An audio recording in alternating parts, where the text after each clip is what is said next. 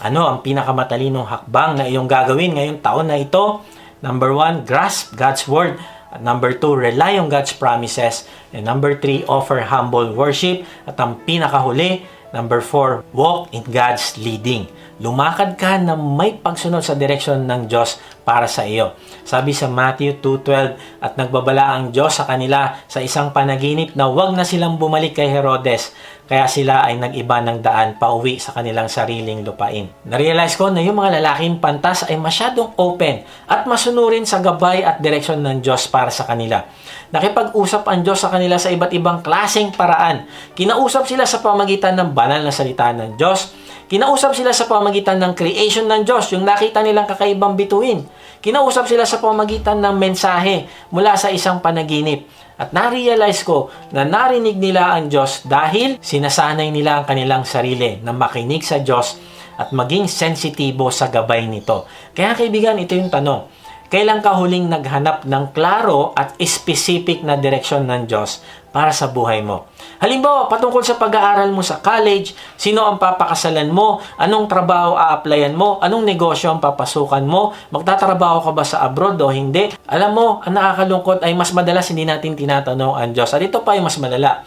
Madalas kahit naririnig natin yung direksyon na pinapapuntahan niya sa atin, ay hindi naman natin to ginagawa. Sarado yung puso natin. Yung mga lalaking pantas, yung mga wise men, sila yung marunong. Bakit? Kasi open sila. Handa silang sumunod sa Diyos sa kahit anong sabihin nito. Nakakalungkot dahil ayaw nating ipasailalim ang ating buhay sa Diyos. Pero kapag may malalaking problema naman tayo, saka tayo hihingi ng tulong sa Kanya, saka tayo magpipray. Kaibigan, yung mga wise men ay may wisdom. Dahil sa marunong silang makinig sa Diyos, marunong silang sumunod sa Diyos. Kaya nga ang tanong, ginagawa mo bang habit ang pakikinig sa Diyos sa pamamagitan ng araw-araw mong pakikipag-usap sa Kanya at pagbabasa ng Kanyang salita? Hinahayaan mo ba na ang Kanyang salita ang maging gabay mo sa buhay? Kailan ka nanalangin sa Kanya na tinanong mo, Lord, ano po ang kalooban mo patungkol po sa aking mga anak?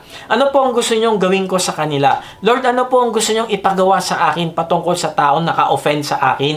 At susundin ko po ito. Kaibigan, matyaga ka ba nagmamatiyag sa direksyon at gabay sa iyo ng Diyos? Yung mga wise men ay sinunod nila ang direksyon ng Diyos sa kanila. Kaya natagpuan nila ang Panginoong Yesus. Kaibigan, maaaring ginagabayan ka ng Diyos papunta sa Panginoong Yesus. Pero dahil sa busy ka sa maraming bagay ay hindi mo ito pinapansin. At wala kang time huminto, mag-isip-isip at makinig sa Kanya. Ang mundo natin ay sinusukat ng wisdom base sa IQ, base sa edukasyon, base sa mga achievements. Pero tandaan mo, ang totoong wisdom is not about what you know, but it's all about who you know. Kung kilala mo ang Panginoong Yesus, meron kang relasyon sa Kanya, bilang Kanyang anak, ay meron kang wisdom. Yung story ng tatlong wise men ay isang magandang halimbawa ng picture ng mga tao na kilalulugdan ng Diyos. Bakit? Dahil hindi nila hinayaang maghari sa kanila yung pride. Kung hindi, nagpakumbaba sila. Pinag-aralan nila yung salita ng Diyos at hinayaan na yung kanilang mga tanong ay sagutin ng kasulatan. Then, matapos silang mag-aral ay pinaniwalaan nila ito. Nagtiwala sila sa pangako ng Diyos. Nagpakita din sila ng pananampalataya sa pamagitan ng paghahanap nila sa ating Savior. At noong nakita nila ang Panginoong Yesus, ay nagpatira pa sila at sumamba sa Kanya. Nagbigay din sila ng regalo at pagpupuri sa Panginoong Yesus. Na-realize ko na natagpuan nila ang Mesaya na matagal na nilang hinahanap at inaantay sa pamagitan ng kanilang pagpapasailalim sa gabay at direksyon ng Diyos. Hindi sila nagtangka na ipilit ang kanilang mga sariling kagustuhan, kung hindi hinayaan nila na pangunahan sila ng Diyos. Kaibigan, ito nais ng Diyos sa buhay mo. May isang kapatira na successful sa kanyang career. Kaya lang kinausap siya isang araw ng Diyos at sinabihan mag-full-time, mag-aral sa isang Bible college. At yun nga yung ginawa niya na walang hinihingi na guarantee sa Diyos.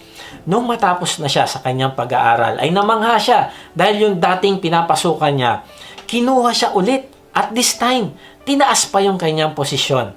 Na-realize ko na pinagpapala ng Diyos sa mga taong lumalakad sa ilalim ng kanyang direksyon.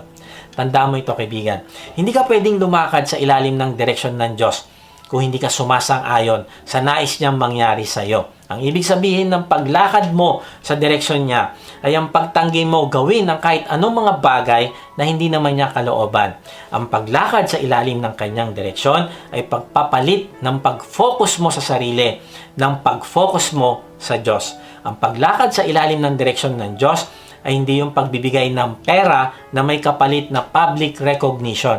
Ang paglakad sa ilalim ng direksyon ng Diyos ay pagtatakwil sa makamundong distractions. Ang paglalakad sa ilalim ng direksyon ng Diyos ay pag-iwas sa mga magiging hadlang na gawin ang kalooban niya. Ang paglakad sa ilalim ng direksyon ng Diyos ay pag-alis mo sa iyong comfort zone. Ito din ay pag-alis mo ng pride. Ang paglalakad sa ilalim ng direksyon ng Diyos ay pagkakaroon ng intimate relationship sa Diyos. Sabi ni Warren Wiersbe, "The Magi were seeking the king. Herod was opposing the king, and the Jewish priests were ignoring the king." Kaibigan, saan ka dito sa tatlo? Ikaw ba yung wise men na naghahanap sa Panginoong Hesus? O ikaw si Herod na gustong patayin ng hari? O ikaw yung mga pinunong saserdote na binabaliwala lang ang hari? Kaibigan, kung gusto mo maging wise, ay gayahin mo yung mga lalaking pantas. Naging wise dahil nagpakumbaba sila hanapin, sundin at sambahin ang ating Panginoon at tagapagligtas.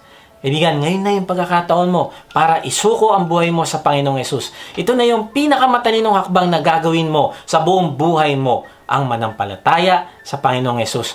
Tanggapin mo siya bilang Panginoon at tagapagligtas. Isuko mo ang buhay mo sa Kanya. Bagamat para sa ibang tao ay parang katawa-tawang desisyon ito, pero sa mata ng Diyos ay ikaw ang wise na tao. Kung paano niya tinignan yung mga wise men, ganun ka din niya titignan ngayon. Kung isusuko mo ang buhay mo sa Kanya. Wise ka dahil kapag nanampalataya ka sa Panginoong Hesus, ay magkakaroon ka ng buhay na walang hanggan. Sabi sa John 3:16, ang sinumang mananampalataya sa Panginoong Hesus ay hindi mapapahama kung hindi magkakaroon ng buhay na walang hanggan. Kaibigan, kung ito nais ng puso mo, ipahayag mo ang iyong pananampalataya sa pamamagitan ng panalangin. Sabihin mo to sa Panginoong Hesus, Panginoong Hesus, inaamin ko po na ako po'y makasalanan, patawarin niyo po ako. Nananampalataya po ako na ikaw ang nagbayad ng lahat ng kasalanan ko sa krus. Ngayon nga ay binubuksan ko na ang aking puso. Manahan ka sa akin, tinatanggap kita bilang aking Panginoon at tagapagligtas. Simula ngayon, tatalikdan ko na ang aking kasalanan. Tulungan mo ako magbago at gamitin mo din po ako para makapagbahagi din ng kaligtasan sa iba. Amen. Sa ating pagtatapos, ay iiwan ko ito sa inyo. Sabi sa Santiago 1:15, ngunit kung ang sino man sa inyo ay kulang sa karunungan, humingi siya sa Diyos at siya'y bibigyan, sapagkat ang Diyos ay nagbibigay ng sagana at hindi nanunumbat. Kaibigan, gusto mo bang maging matalino at marunong sa buhay? Lumapit ka sa Diyos. Siya lang ang tanging paraan at pagmumulan ng karunungan at wala ng iba. Kung hihingi ka sa Kanya, ay nangangako siya na bibigyan Kanya ng wisdom. Kaya nga simulan mong gawin yung 4 na matalinong hakbang sa iyong buhay. Una, grasp God's Word. Siguraduhin mo na inaaral mo ang salita ng Diyos. Pangalawa, rely on God's promises. Hindi mo lang aaralin at aalamin ang salita ng Diyos. Kung hindi, pagtitiwalaan mo ang lahat ng nakasulat doon at ipinangako niya. Tapos, ipakita mo pagtitiwala mo sa pamamagitan ng iyong pagsunod. Pangatlo, offer humble worship. Ibigay mo ang eksklusibong pagsamba mo sa Diyos at hindi sa iyong karelasyon, pera, career, business o hobbies. At pang-apat, walk in God's leading. Sundin mo araw-araw ang direksyon ng Diyos para sa iyo. At kapag ginagawa mo ito, kaibigan, ay maiiwasan mo yung mga consequences ng maling desisyon sa buhay at sa kabaliktaran, ikaw ay pagpapalain ng Diyos sa paraang hindi mo mai-imagine. God bless.